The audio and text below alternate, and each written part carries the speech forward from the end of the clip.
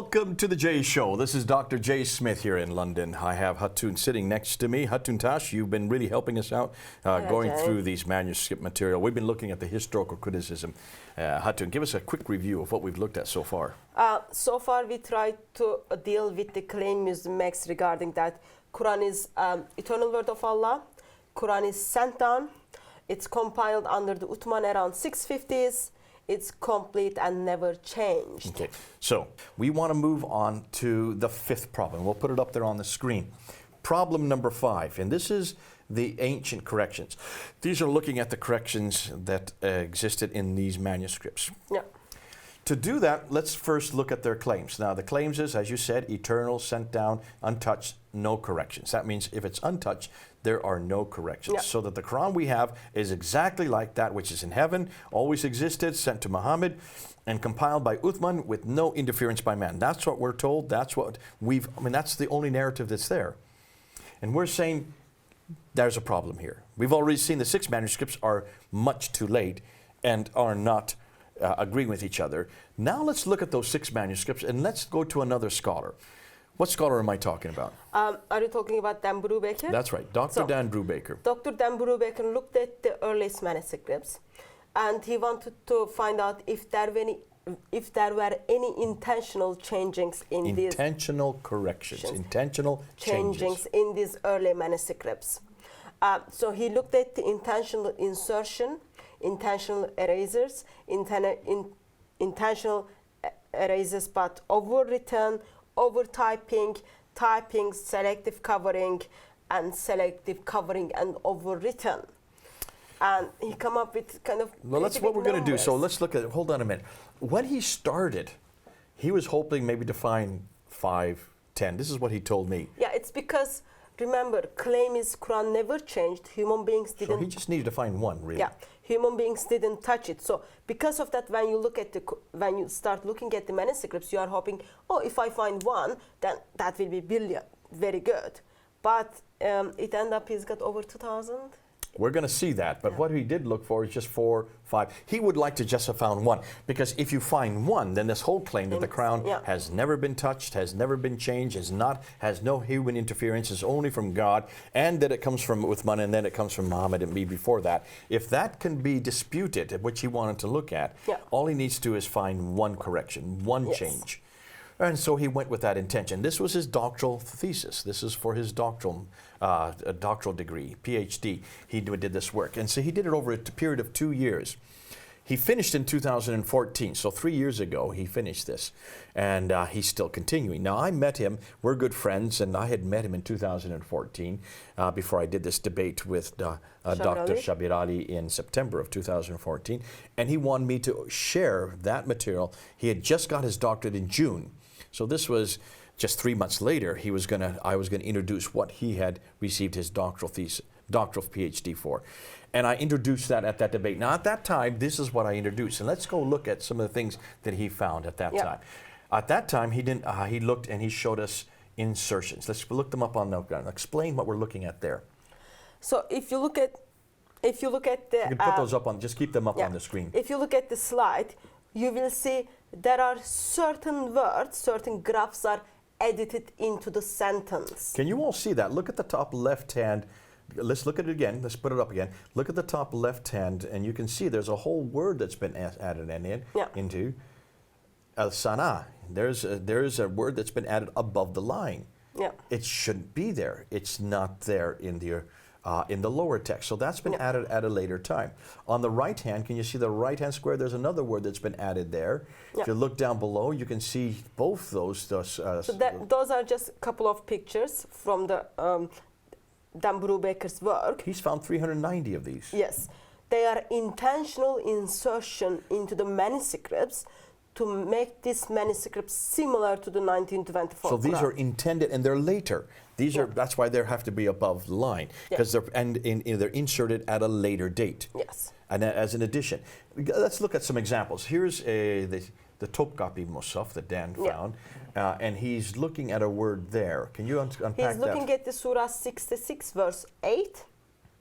If you look at the picture is from the Topkapi Musaf, and it says, "O you who believe, repent until you give it by sincerity. Versus in Hafs Quran, so when they add that word, it says, when "O you who believe, yeah, turn unto Allah in sincere repentance." Yeah, so insertion, intentional insertion, change the sentence. So you can see then where they've had to change it by adding it in to standardize it. Yeah. Here's another example, Surah 2, Ayah 137. Yeah. And this is from the Bibliothèque Nationale de Paris. This is the Petropolitanus manuscript. Yeah. Originally read Fa'in, Amanu Bima Amantum Bihi, if they believe in that which you have believed. Yeah. Later insertions is bimithli, or similarly, is added in a completely different color with dots and vowels. Yeah. That means it was added when the diacritical marks were well known. Yeah. Much, much later, conforms to the standard text. However, Ibn Masud's and Ubay's text did not have this attempt to standardize all text, which is interesting because you can see that this was not in the earliest manuscripts, but it was added at a much later. Yeah, yeah. And then again, Surah 3 verse 47 has the same example. If you look at the picture, you can see like very well done word is edited in this picture. So what he wills, ma yasha, is then added above the line. There it is. You can see it doesn't, it's obviously it's not part of the text. Yeah. It's even much smaller. It is intentionally done insertion. Okay. Now here is from the BNF, which is the Bibliothèque Nationale de Paris, which is in France, Araba 327, Surah 23, Ayah 86. Explain what's going on there. This is the one we were looking at earlier. So if you look at the picture, you can see intentional insert in that. So in the original, the word the 7 is not there. So they add the word 7 into the manuscript. Al-Sab'a is not there.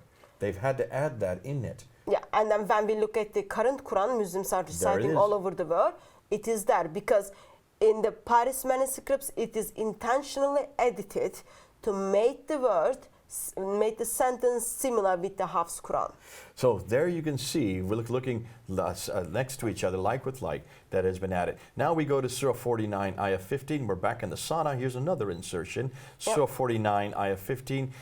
In the Sana, in the original text, it is said it originally had the word mu'minu, which means they believe. But then a later scribe added the letter nun, changing the words to mu'minun.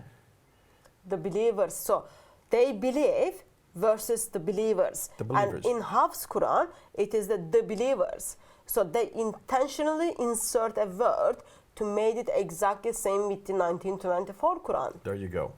Which is known as a Hafs Quran. So 390 of these. We've just given you 4 or 5 as an example. These are all out of Dan Brubaker's. This is now beginning to be published. This is his doctorate.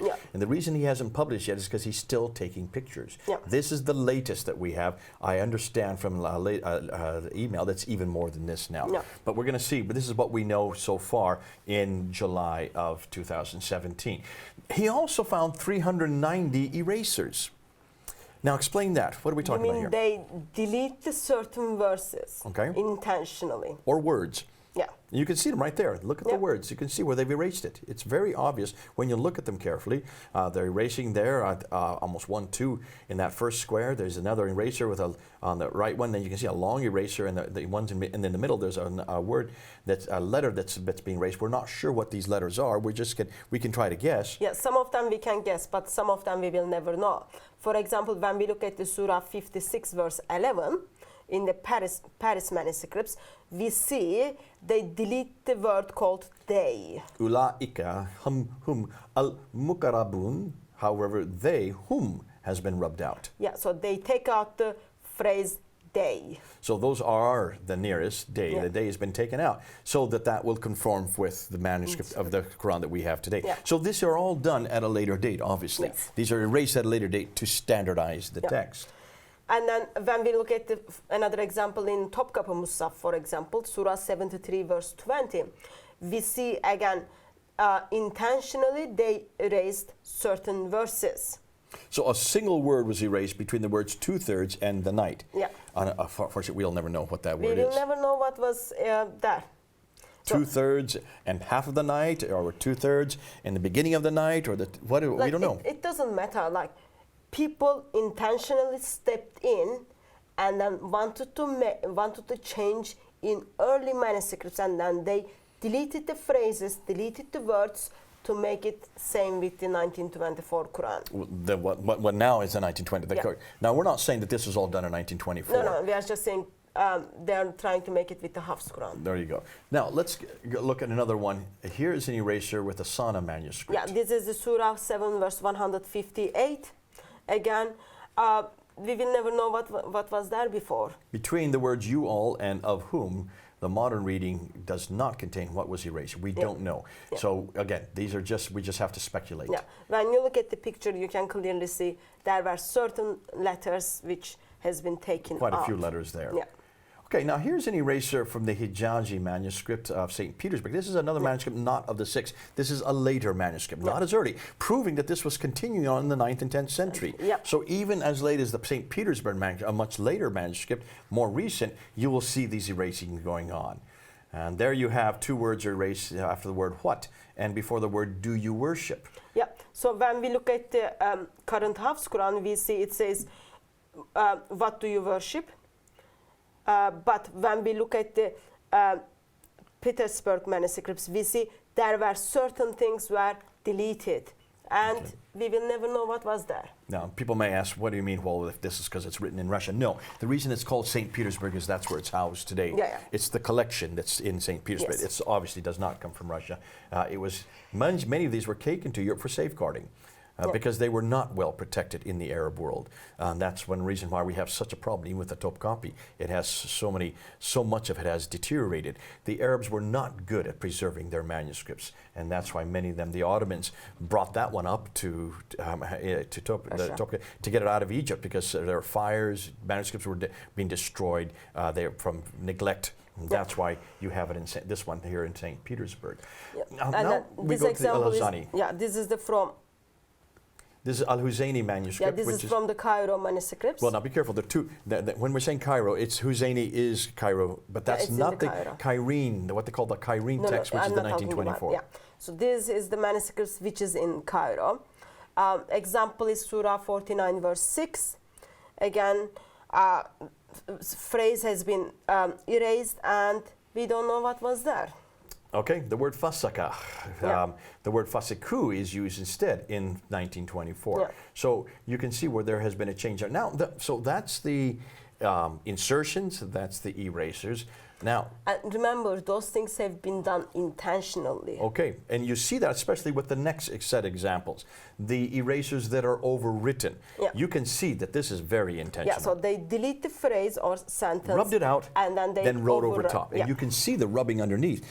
The example that we have right at the top there, I mean, that one, the entire line has been rubbed out and then replaced over tops. Entire 3 lines. Thank you. 3 lines. And then you look on the one below it, you can see a little bit of what was rubbed out. Yep. It's still not completely rubbed. Intentionally. Okay, that's These very are absolutely important. intentional. Yeah. Okay. Now, someone might say, well, aren't these nothing more than the back side? No, take a look and see which way that the alifs and the lams are facing. Yeah. You can see they're all facing the same direction. So this is not a backside. This is not, and if you have any doubt, just look at the backside and see if it is. No, this is actually the same. They're going the same, they're flowing the same way. So let's now look at some examples of this. Here you have erasers with overriding in Surah 11, Ayah 111 and 112. Yeah, and this then you can simply just look at the picture, and then you can see how different it is from one another. We go to another one from the Petropolitanist, and this is Surah 3, Ayah 171. The eraser, the word favor, has been overwritten, because we can see it. They erased a phrase which we don't know, but they overwrite it as a favor. Okay, so what was there? Well, you can see a little bit of what was there. Let's look at this one here, Surah 7, Ayah 189. Now, we're back to St. Petersburg again. Yeah, it's in Russia again. Surah 7, verse 189. Again, when you look at the picture, you see it is deleted, and then they overwrote it. It used to be he listens, and they re-overwrote it with they listen. Yep. So it changes from first person to third person. Then you can see he listens in the manuscript is probably more accurate than they listen. Yep. So you can see that That's what they should have kept it. They shouldn't have written over the top because they actually went backwards. That is no longer in the 1924 text. So again, remember, it has been done intentionally, Jay. Here you can see the lower and the upper text. 190 of these to restore portions of text that had faded with time. So you can see underneath there has been a fading. It's not been erased. Those were never intended to be. And now they have written over top. And you can see in some cases they're completely different. Let's give you some examples of this. Here you have Surah 70, Ayah 32. That's from the Topkapı Musaf. Okay. They're replacing something which is not discernible because of the change. It now agrees with the 1924 Cairene text. Here's another example. This one is Surah 3, Ayah 104. This is from the Sana Musaf. So now we're going to the Sana Musaf, and you can see the commanding reads, today now the commandings, they have now added that over top. So we have about, what we say, 190 of those. Then what about coverings? Now, this is really interesting because it's obviously they're trying to hide something here. Yeah, so they intentionally cover what was written. This is, I mean, you can't get more intentional than this because you're actually putting pieces of paper over top. To cover it. Strips of paper. You can see them there. They're very obvious. And they're not even the same color as the original, the manuscript. And it would be great if we could just lift up and look underneath. If we could do that if we were given access to them. We won't be, obviously. These coverings, 515. These are not small. These are not accidental. Yeah, and those numbers are coming up every day, of course. These are coming up. This is the latest that we have so far. Because still search has been done on Going that. back to the Husseini manuscript. This is the one that is in Cairo, not the Cairene text, not to be confused with that. So when we look at the Surah 2, verse 187, we see intentional covering takes place in that verse, in that ayah. So here we go. And here's another example of Husseini. In this case, it's Surah 2, ayah 191 to 193. Yeah, again, intentional covering. If you just look at the manuscript picture. Just take a look at that picture. It looks like half the page has been covered up. It's actually pretty disturbing. It is. I mean, you cannot read that. I mean, it would be hard to read. I don't see how people can really read it. It's so disjointed. And people must have been curious. So later on. People can read it like today, because lots of people memorize Surah 2. It's just like whatever comes with the 1924 Quran, they can just put it there. Here's another example. I would say about almost a third of the lines have been covered. Yep. In Surah 3, ayah 161. And then he came across these odd squares and tapings, he calls them. Now he thought when he saw them, then he came that maybe there was a damaged text at this time, that maybe the parchment had been damaged. So we looked on the back side, you can see where the arrow's pointing there, and there was no damage whatsoever. So it was obviously they were trying to hide the text. Yeah, because there is no damage in the parchment, people intentionally stepped in and then put the taping in their text. If you look at the middle picture, if you bring this up again, look at the middle picture there. You can see 1, 2, 3, 4. I count. A lot of it doesn't. 5, 6 different. It's tapings. It's only one page, and there are a lot of intentional taping in that. So this is not just done haphazardly. This is done quite a bit right through the text. So what can we conclude? Let's look at the slide there. What can we conclude? If you add all these up, that you come to 2,200 corrections in just what we've looked at. That's what Dan Brubaker found it. That's what he has found. So there are over 2,200 intentional corrections.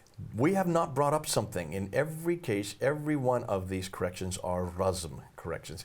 What do you mean by razm? Razm means letters. Now look on the slide there, and you will see there are 28 letters. But of those 28 letters, Arabic alphabet contains 28 consonantal letters. Letters, okay? But 6 of them. 6 of them are the letters. You do not need dots. Let's look at them. So I'm going to put them up there. There's one. Alif.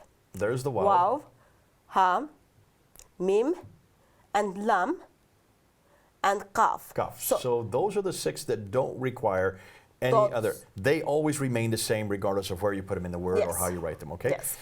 So for you to know what are other 22 letters, you need dots to recognize them. Okay. Amazing thing is, in Arabic, for example, if you just put 3 characters, 3 drawing together, nun can be one of the example, you can come up approximately 51 different words with that, Jay. Look at that, and we're going to just show you an example of that. Let's just look at this slide here. When you look at this slide up here, you will notice, if you could put it up, you notice there's just that, that is just three really smiley faces, one next to each other, right? Yeah. Now, depending on where you put the dots above them, using the same three-letter word, when we add dots to it, we can get 19 different words. That's the exact same three letters that we are looking at. It's 51 now. It's up to 51 different ones. I've got 19 here. Hatun is now correcting me because she and her Arab expert have now come up with 51. Oh dear, I'm so far behind it. 51 different words that we can get out of there. I'm really behind on this one. So again, that's even more formidable, showing you why you need to have these dots. No, the point is, for you to understand and able to read the Quran, which is when you look at the early manuscripts, dots are important. Absolutely. And without dots, it is very hard to recognize what the word says. And as I said, you can come up with lots of different words just from the same graph, just putting the dots in different places. Okay, but we're looking at those 28 words without the dots. The letters without the dots. Yeah. There are no, and what we're saying is when you look at them, this is just razm difference. So everything we've looked at, every example we've given so far on the slides, in every case, they don't have any diacritical marks, no dots above the lines. These are the original letters. Yeah. So if you add an entire word of original letters, it changes the meaning in every case. There's no vowelization. We're not talking about vowelization. Those are not even introduced until the late 8th, early 9th century. The same with the diacritical marks. And we're not talking about Dagat Aleph either, although there are some Dagat Aleph differences, like in the Topkapi, about a third of the 2,270. 800 of them Dagat Aleph. So about maybe a third, maybe a little bit more, are well, actually a little bit less. No, a little bit more, because about 700 would be about a third. So roughly a third of the changes would be Dagat Alephs. Approximately 800 of them. But they do make a difference. Yeah. So if you it's like, you can't just say it's just a Dagat Aleph, because from Dagat Aleph, word from kill can be the fight. From every... Katala to kutilu. Yeah, every to both. Promise or promise to date. Say to set. So Dagat Aleph does change the meaning. Change the meaning, especially in the context. War to fight, flock to world. So these 2,200 corrections, 2,200 corrections that Dan found, these are all consonantal corrections. No diacritical marks. These are not vowelizations. Neither are the Dagat. He was very careful not to look for Dagat Alephs. Yeah. He didn't want to get caught into that whole discussion. Important thing is to remember, those 2,200 corrections are intentional corrections. And they are continue up until the 9th century. Intentionally done until 9th century, yeah. They are brought to bring a standardization to the text. To the Hafs Quran. Now, in everything I'm saying, what am I saying? These are all man-made intentional corrections. Yep. In every case, they are man-made. So what we're saying is, when you look at it, it all is not from God, not from Muhammad, not from Uthman, from later caliphs, later derivations, and later that. So let's get the conclusions on this. So when we look at the manuscript evidence, what kind of conclusions do we have? Western scholars, what do they say? First of all, we go with what the scholar says. Okay, let's put the slide up there so we can go down through it. Yeah, I'm not Quranic expert, you are not Quranic expert, but there are the Quranic experts who did the research. We are just like kind of being bridge to share that Franz information. Doroshes, the Boerings, the Conrads, the Peters, the Steins, the Shoemakers, the Gerd Puyn, Van Oleg, Van Bothmer, Oleg. These are the ones. We're not doing anything here. This is not your mark.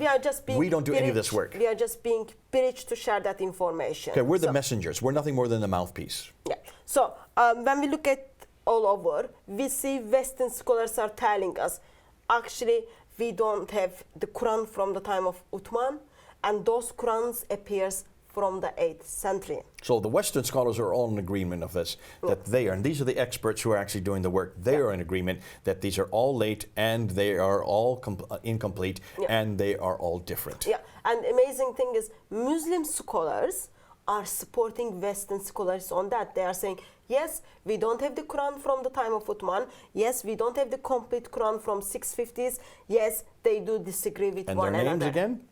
Tayyar Altıkulaç and Ekmelettin İhsanoğlu. So the Muslim scholars agree, the Western scholars.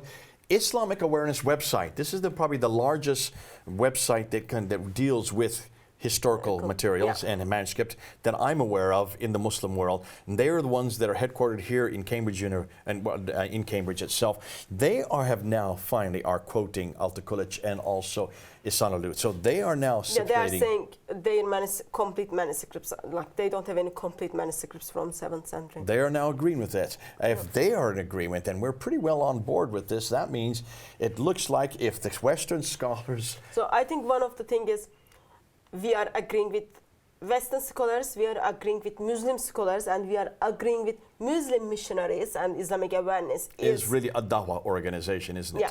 So we are agreeing that yes, Muslims do not have their Quran from 650s.